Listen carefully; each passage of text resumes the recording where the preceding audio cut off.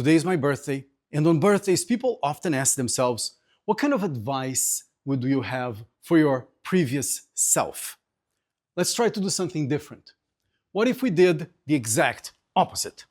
What if we could ask our previous selves what kind of advice they would have for us today based on their experiences?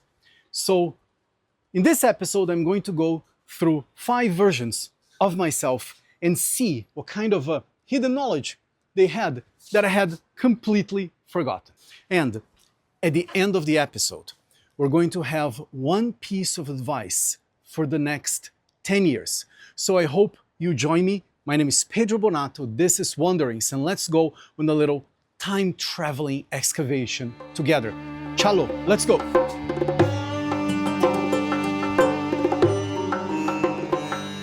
To celebrate my birthday, I'm getting ready to go to Aswan in Egypt to explore a very personal mystery. But I want to start this birthday celebration with a gift to you. Now Wanderings is available with captions in 20 languages.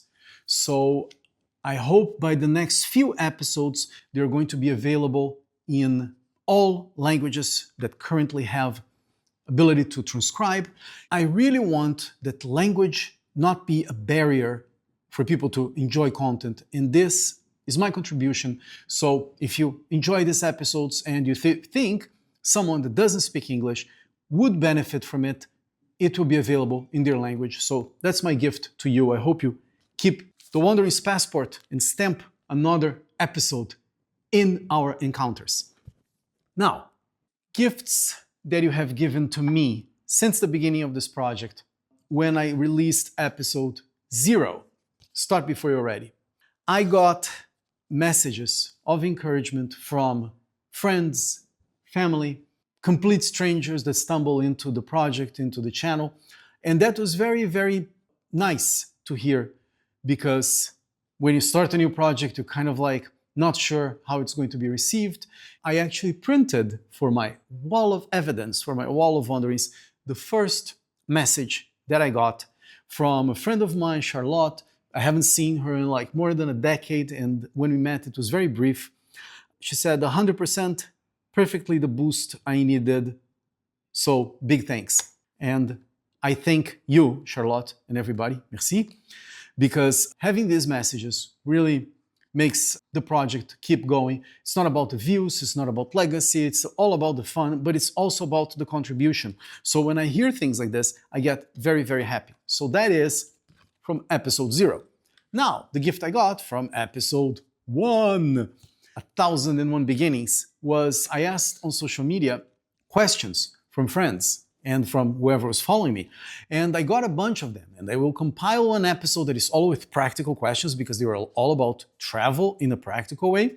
But a very good friend of mine, Guilherme from Curitiba in Brazil, asked me to, why don't you talk about the beginnings, the balance between trying to find roots and having your roots and doing world travel. I think this episode will be all about this question, exploring this point, which I also printed. It's pretty cool.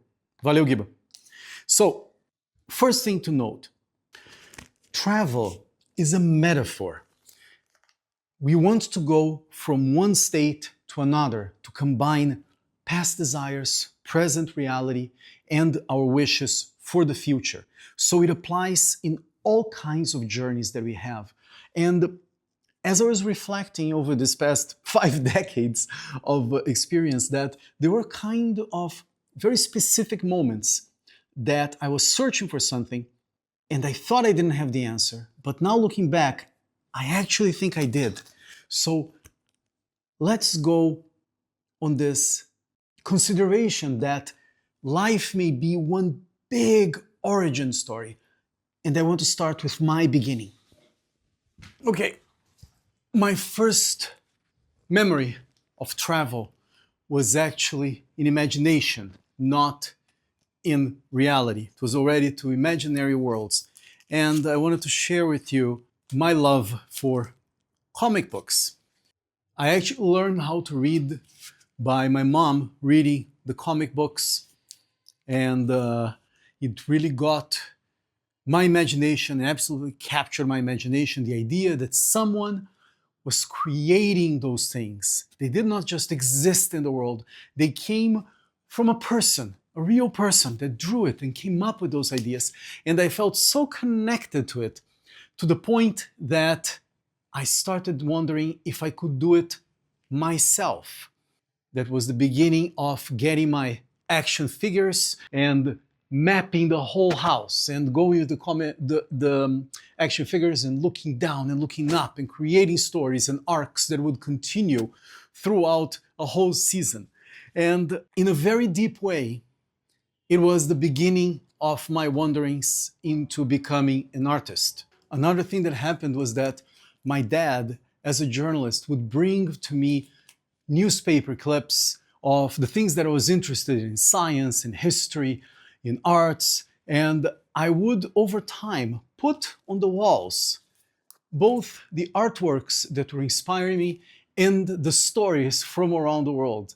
And that was like, what? I was 8 years old. I wonder what that guy knew. It was my first inkling to make cool things and put on people's walls.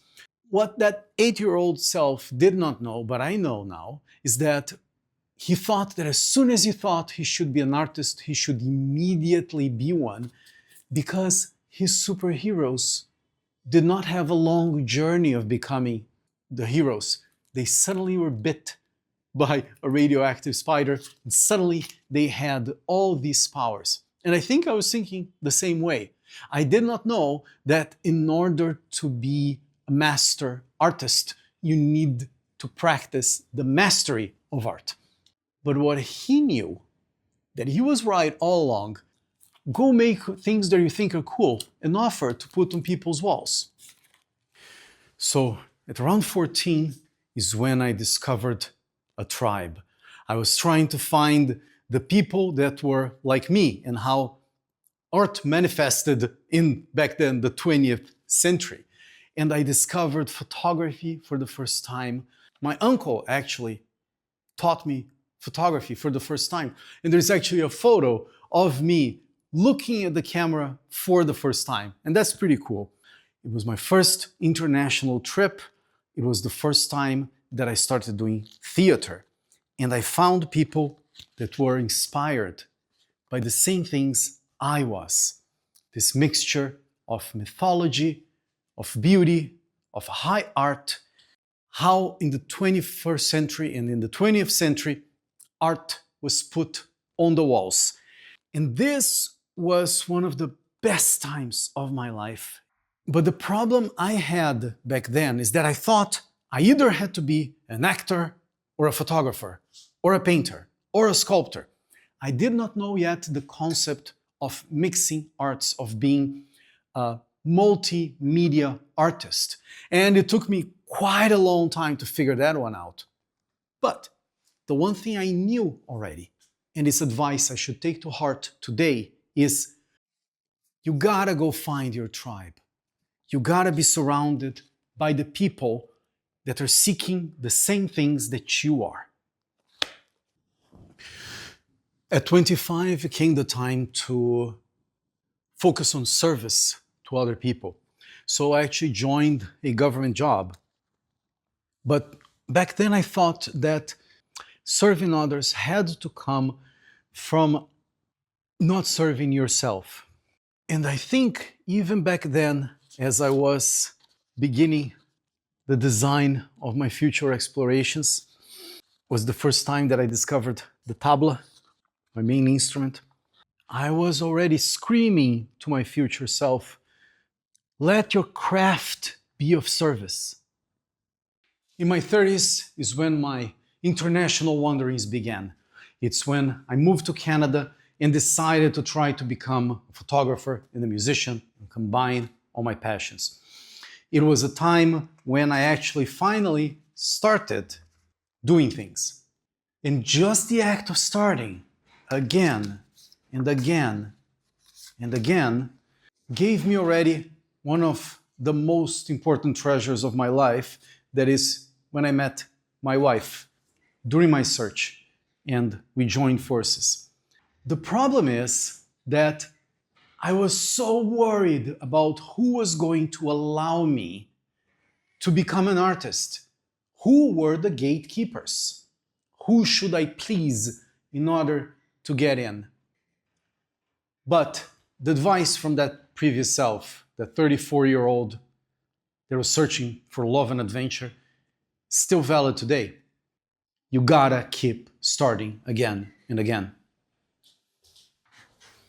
And finally, what I learned this year, instead of having a wall of ideas to try to convince the gatekeepers to allow me to try to make what I wanted, what I discovered was that there were no gatekeepers, and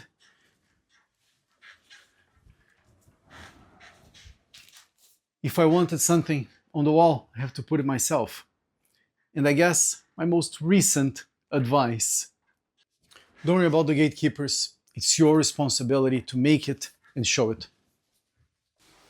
So I have a gift for my 8-year-old self. He wanted his imaginary worlds to be in the houses of people and on his own walls.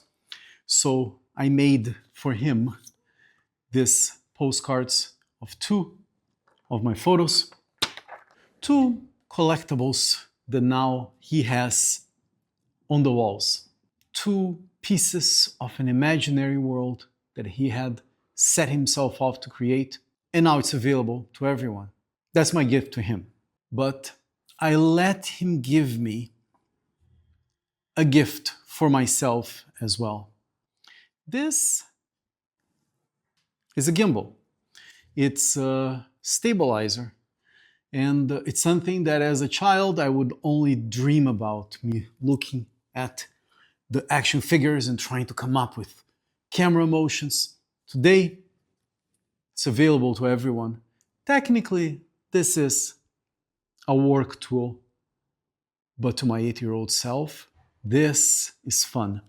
And as promised, besides all these advices from previous selves, 5 decades of experiences, I want to share with you the advice that me, right now, at 47, will give to the person of the next decade. And it is a compilation of everything that I explored in this episode. And it is this: keep making, keep sharing, and make it last.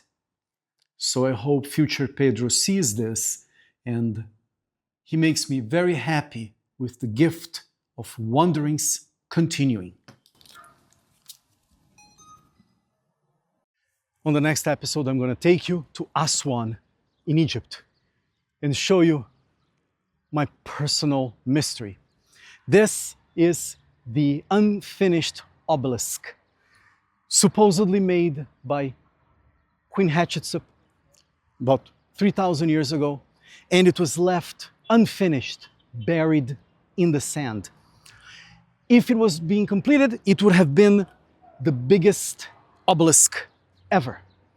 And today is the center of a lot of discussions between the alternative history archaeologists that think that this is evidence of an even more ancient civilization, and the mainstream archaeology that thinks that they know how this was made and by whom on a regular time scale.